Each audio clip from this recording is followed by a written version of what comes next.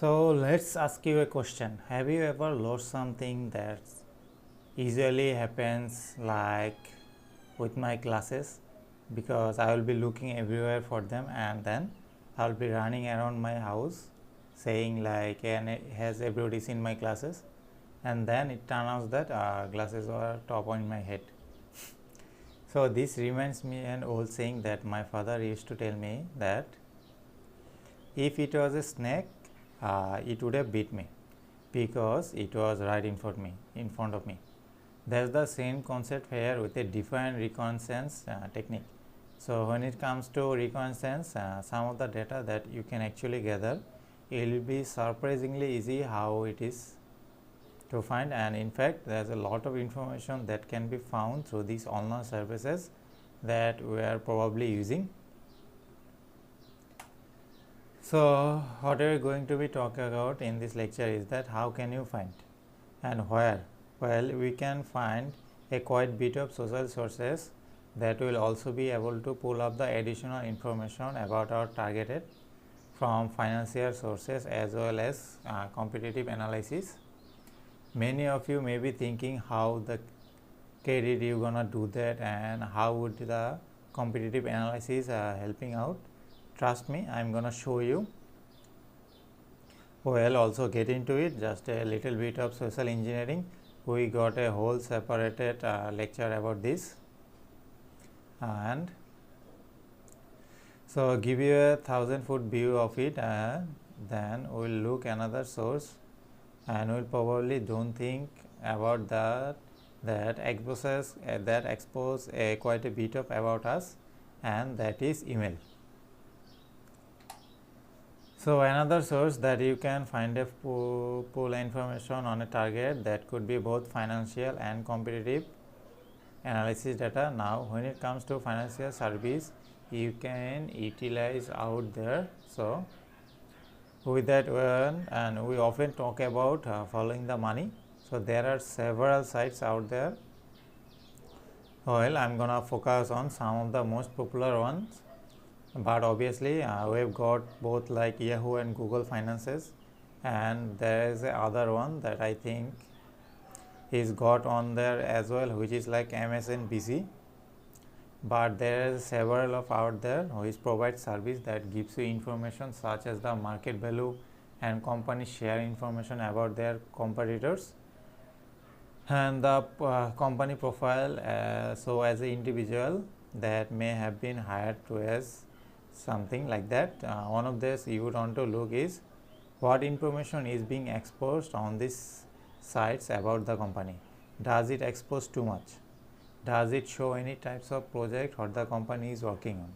Also, what are some of the trends that are happening within the company or within the industry, as well as what are the competitors up to. In fact, there is a significant little thing that we can go through and do, that is pretend like we are going to be a competitor to pull information about a particular target. As far as another opportunity we have, like we can use email alerts to send any of the updates when they use any of the information of these financial sites that go through and get updated. For example, Microsoft, if they post something about new like HoloLens or Google Lens or something like that, will show up in your mail. And stopping Gmail, you obviously want to be notified of those types of things, or I should say you could use notification or even use phone alerts.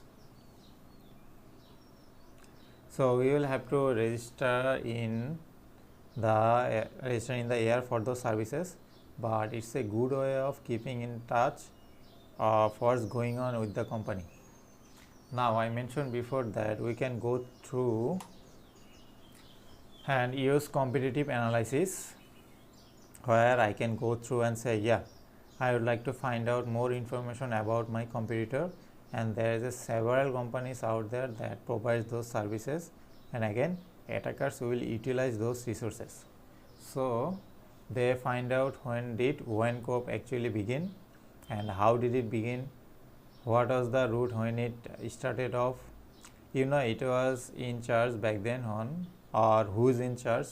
So currently we would also able to find out things like where they currently located, and of course what is their plan. A lot of these companies not just only provide analysis of their competitors, but they might also show you their product and their product of their analyzed data, who is their customers and who are their suppliers. But what's kind of interesting is that this company typically use the same technique that we are talking about right now to go together that information, and just like in charge, when you have some money for it, there is a couple of companies that are probably the more popular one out there, and there is a flood, and there is a Wall Street transcript as well as market. So I think market watches probably are one of the more branded service that's out there, and again that they are using the same thing that, or should say the same technique that we are utilizing. So we are not doing anything wrong at this point. This is very very passive, but we are gonna stop to go through and give you a nice little report. And the very in this show that the press releases or all their press releases is a annual report, and they will look at their patient trademarks catalog of their product customer and vendor interviews. So they will also go through and look the companies and website and employment ads. I mean, they basically go out and do all of these for you, and then again is there nothing too illegal about that. So let's talk about using communication to do some reconnaissance. I told you earlier that we will take a look at about this, just a kind of a high level view in here, but the concept here is the human hacking. So remember our definition of hacking is to get a device, or in this case a human, to do something outside of what it was designed to do. Or by default we are not designed to give up personal information. We know that that's wrong, and we get hacked all the time into exposing information about ourselves, or another way that they can hack. A human is what they are referred to as gaining confidence as a target. So there is a great documentary that talked about and McCafe back in a day. It's called Edge Commerce, and it's about like 45 minutes. In fact, it's gonna assign that to you as homework. So you go and watch, and this was done several years ago. But one of the biggest social engineering or hacking schemes or scams that took place is the lady, I think she lived in Washington state, and based of the fact that she is gone to a genealogy website, the group of people portrayed themselves used as emotion, and that's typically what we do is we use emotion in human hacking or in social engineering. So they use the emotion, or then they related to her. She was actually from Europe, and they were trying to escape, and they needed money to get out from the predicament, and that said she lived in the United States. So she has a lot of money. Who live in the United States, I think, has a lot of money. So they built her over for $500,000. So you go through and watch the documentary. It's actually involved what we refer to as a great hat that goes out and try to help her to see what dangerous or what damages were caused again by just hacking a person. So how's this typically has been done? Well, we typically do it. So first of all, we can do like dumpster diving. And how they find out about this lady. So they didn't actually do dumpster diving for her. But dumpster diving is the technique where we go and and where we go and find out the information based of the what's in believe it or on trash cans. A great example in a backup day where Microsoft was under investigation by the Department of Justice about how they were implementing Internet Explorer microsystem. Actually that time hired some people to go dumpster dive at Microsoft location because trash is considered no longer property of the company. They actually pulled out some of the reports that showed that Microsoft was doing something that wasn't very nice. So that is definitely one way that we can hack human or do the social engineering set of things. We can also do it based of the eavesdropping. Now eavesdropping could be obviously just by listening or not just physically listening, you just know against the person, the cables next to us, he is dropping it via the email or digitally. Eavesdropping on individuals. We also by what they referred as shoulder surfing. This is where we watch people do things from behind. So I am sure you have already seen great YouTube videos where somebody pranking someone that they are just behind them running around like they are all goofy, and then what then turn out they are acting all normal. I believe in United States there is several talk show hosts that have been contest to see who can do it the best. But as far as hacking to be concerned, I think I have mentioned this before. My friend think I am busy because I go to grocery store. I go to grocery somewhere that I swipe my debit card or credit card, and before I type in my PIN, I physically turn around and look to see if someone is around my here looking at me. So if somebody trying to shoulder surf, then shoulder surf can also involve digital, as we have seen before. When people use their cell phone to capture images, I am that very suspicious of a people that are on their cell phone that are right behind of me of a checkout line, because I don't know if they are really talking to somebody or they can just actually have a phone up on my ear, then camera facing me and recording my PIN number. And we also have the impersonation that I told you guys before. Trust me, you do not just win the Australian lottery or you are not. So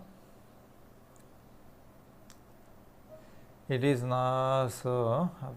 Let me finish my thought about goes another ADD moment which which is Citibank will never call me. As an example, Citibank will never call me and ask me to verify my password over the phone.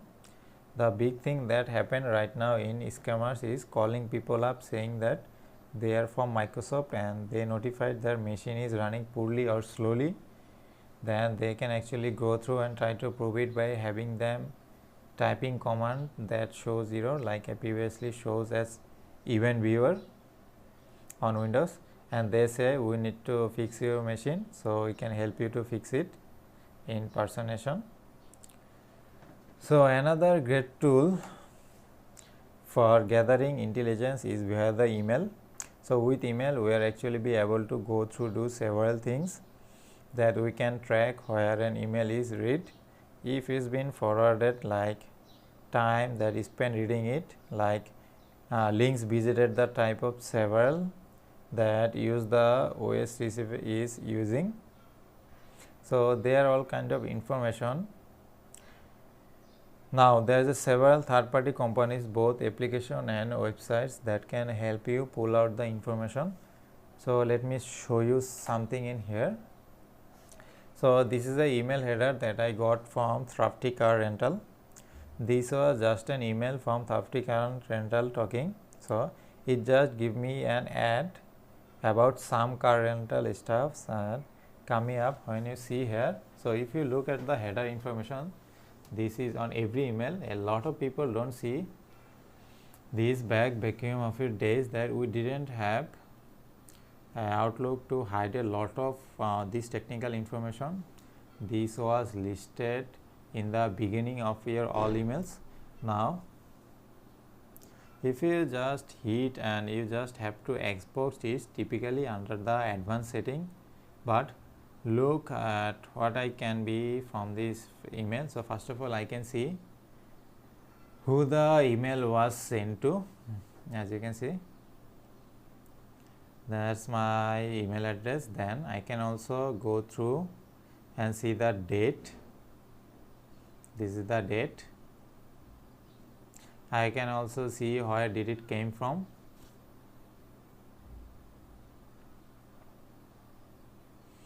As you can see, you can find where it came from, and you can see from the particular server there. I can also see the client's IP address, as you can see.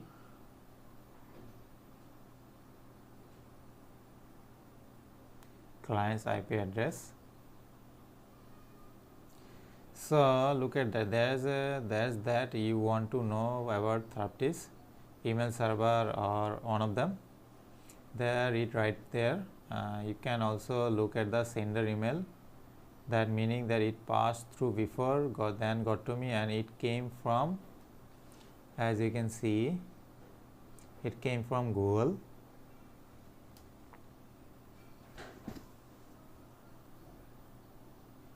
So I can also go through and take a look at the original sender email service name. So it originally came through email.thrapti.com. So we can also, I can find these times which is interesting, and we can also take a look at the authentication system that being used by the sender.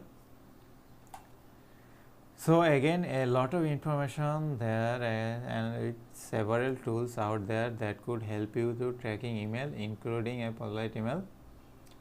So first one is polite email. We also have another product that's called email lookup, that goes to do and scans the header for you. So if you want to track what's going on a particular piece of email, you can just use Email Tracker Pro. And I guess I should maybe just back it up a little bit here. Polite image is actually go through. So it's a tool that we use to Outlook, but it gives you a visual representation like a global map, and shows you all the different mail service that hop through. So it's really kind of interesting. So another application or tool you can use is Did They Read It. Again, you can see these are the tools that are used for good or for marketing purposes. If you send an email to, and you probably want to know if people read it, so this particular product will actually go through and obviously tell you if they read it. If they just deleted it right away, Read Notify, another great little tool that you can use to notifies you when your email is open up. So if it was redo or reopened, so if they re-forwarded it to someone else, and if so, who did they forward it to? This one is also got a nice little graphical interface. Who also have like Who Read Me. So it is the same types of tool of like Did They Read It, just to read me the email so well and then get notified. This one goes through and actually sends notification back to the sender, and when the recipient opens, it will opens it, and when they read it again, it does it without the knowledge of the recipient, or is completely invisible to them. There is also called Glog Analytic, which is another email tracking service that allows you to see what's happening to your email. After you send them, it goes through and gives you a little nice report. How many times the email or the email was printed, how many times it was forwarded. We also have like message tag, which is MSG message tag. It has nothing to do with Chinese for or missing anybody else, so jokes apart. This is again another tracking tool that will go through and tell you about the emails that have been opened and when they opened, if they actually read, and it add a little tracker of the traces tagged to it, then they report it back to the service. That obviously then that send you back some nice little report, as well as even you can set it up so you can get a text message tracer email in another tool that we can utilize, which is trace email, and that actually goes through and tries to locate the source of a IP of an email. So this is actually pretty good of a reconnaissance, so that you can or even go for your pen testing if you want to see which email or where the email came from. Now a lot of these service and tools cannot be tagged or forge email headers, but most of our email servers today actually will drop a email based off the reverse lookup. So typically what happens with email is that when it comes in, it says that the name of the email server this came from and what's the IP address of the header on it, and when it does look up the reverse lookup and to see those are still true statement, because most of the time they forge or spoofing the network or the email address, they won't match up. So and if it doesn't match up, then you will email server should drop it. And that's all about these email services.